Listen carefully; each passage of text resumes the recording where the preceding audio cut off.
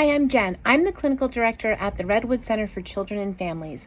Welcome to a special episode of PlayDate. America has been going through it, especially with hurricanes on the East Coast affecting Florida, North Carolina, Georgia, South Carolina, Virginia, Tennessee, and Florida is about to get hit again with a hurricane that is predicted to be astronomical. Thousands and thousands and thousands of people are being affected, and among those people are children. And children are among the most vulnerable populations when it comes to crisis and disasters. We are going to spend some time today talking about how to help your children through disasters. The first thing to think about, and I think this is true for everybody, is that the most important needs during a crisis that affects where you live, your home, your safety and security, is making sure that your survival needs are met, making sure that your child's survival needs are met.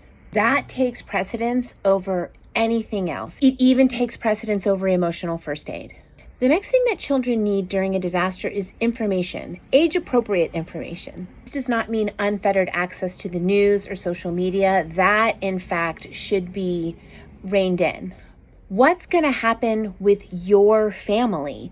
Where are you going to go? How are you going to get there? What is the plan? What is going to be your plan for emotional safety? When we get to safety, we are going to snuggle up and have some popcorn, or we are going to snuggle up and talk about everything. Let your child know what they might see or hear during this disaster. In this planning, give your child a developmentally appropriate role. Feeling helpful, feeling like you're a part of making things safe, feeling like you matter and your participation is important is a mitigator of post-traumatic stress, because it changes the meaning from I was helpless to I was helpful. When you and your family make it to safety, or you are safe, or in the aftermath, the most important thing is developing a routine. This is very difficult because everything is topsy-turvy, but that is why a routine is so important. And a routine can be something very, very small. It can be something as small as we at least read our favorite story before bedtime. You can build on that. It's important that your child and you have something that you know is going to happen in the midst of uncertainty. Remember, it is okay to say, I don't know. If your child asks you a question that you truly don't know, getting through something like this is a process, and there's going to be several phases. And at many of those phases, you are not going to know what's going to be happening. You can reassure your child that you are working on it. You can ask them what their ideas are. They might have some really good ones. You can keep reassuring them that everybody is working together and everybody who's not there is rooting for them. In the midst of disaster and bad news, look for positive stories that you can share with your children about how people are helping each other and how they are healing, because that is usually what's really happening. We do step up for each other in moments of crisis, and this is a message that you want to keep sharing with your child.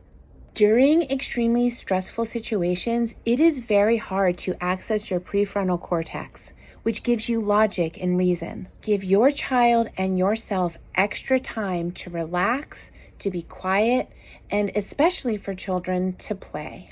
Your child, no matter what their age, might experience some regression. They might want to go back and do things that they did a few years ago, and that's okay. It's just letting you know that the overwhelming feelings that are coming up with the situation are making them feel overwhelmed. With younger children, you might see some play that is connected to the disaster, and don't stop that either. That is how a child can process their experience of what happened, and you can play with them and help them move through that through play.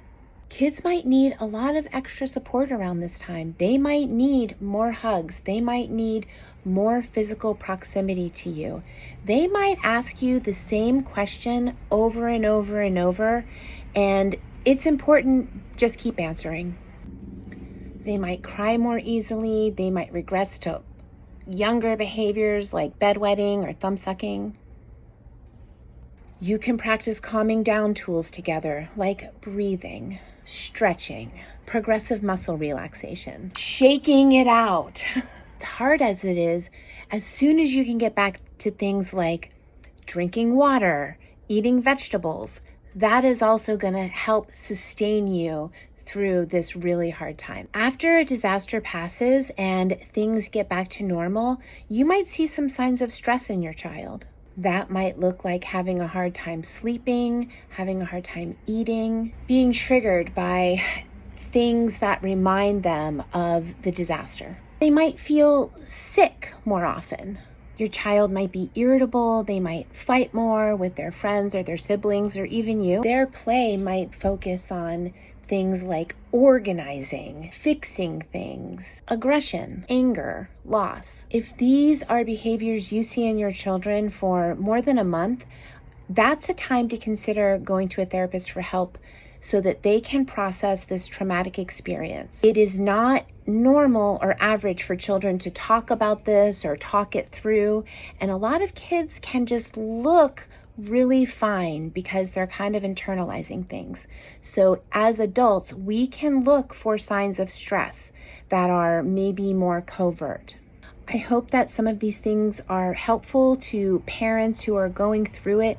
I am sending all of my love and support to everybody, and most especially the children.